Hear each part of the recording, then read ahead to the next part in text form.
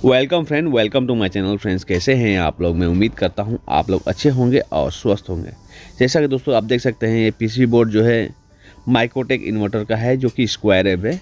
इसमें प्रॉब्लम दोस्तों ये थी कि ये लगातार ये बीप की साउंड दे रही थी, यानी कि सेट पूरा फुली डेड था और बीप की साउंड ये दे रहा था। जैसा कि दोस्तों हम लोग जानते हैं, जब बीप की साउंड है तो इसमें प्रॉब्लम होता है माइक्रो आईसी का। ज़्यादा माइक्रो आईसी ख़राब होने पर बीप का साउंड ये देता है।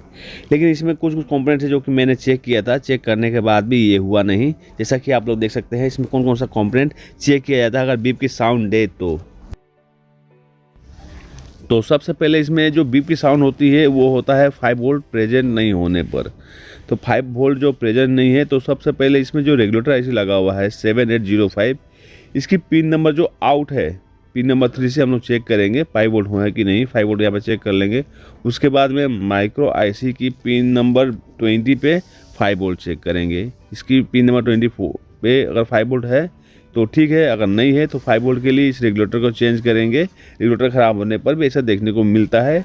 और रेगुलेटर ओके है, 5 वोल्ट प्रेजेंट है, तो आपको यहाँ पे माइक्रो आईसी लगा देनी है। माइक्रो आईसी लगाने के बाद अगर ये बीप की साउंड चली गई तो ठीक है, और नहीं जा रही है तो इसमें क्या करते हैं हम लोग, पिन नंबर 1 पे 5 वोल्ट चेक करते हैं। इसकी रीसेट वोल्टेज इसमें इनपुट होती है पिन नंबर 1 पे। अगर 1 पे ये 5 वोल्ट नहीं आ रही है तो इसके लिए कुछ रेजिस्टेंस होते हैं और यहाँ पे कैपेसिटर होता है। ये ख़राब होने पर भी ऐसा होता है।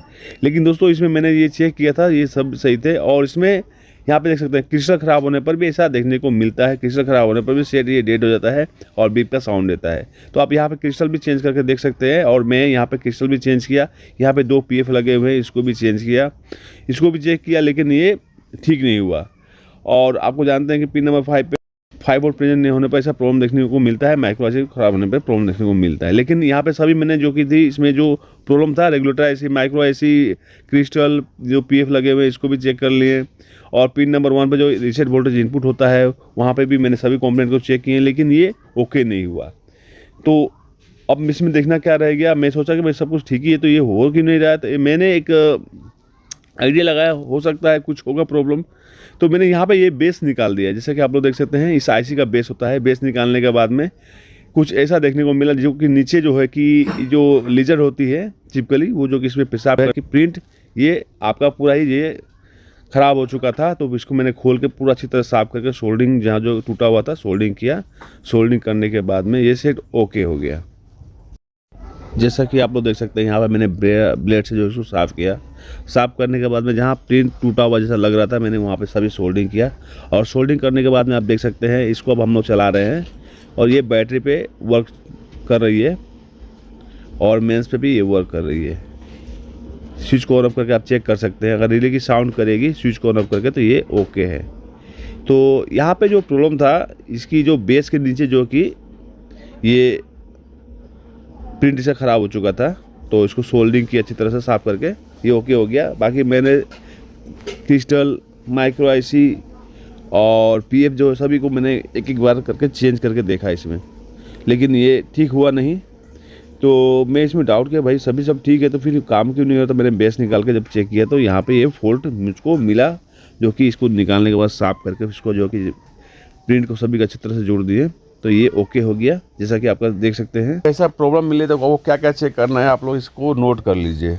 सबसे पहले अगर ऐसा प्रॉब्लम मिले तो उसकी 5 वोल्ट चेक करें। 5 वोल्ट चेक करने के बाद में रेगुलेटर आईसी है 7805, उसको आप चेक करें। हो सकता है वहाँ से सप्लाई ड्रॉप होता हो या फिर 5 वोल्ट बनता ना हो, तो उसको आप लोग जो कि चेक कीजिए।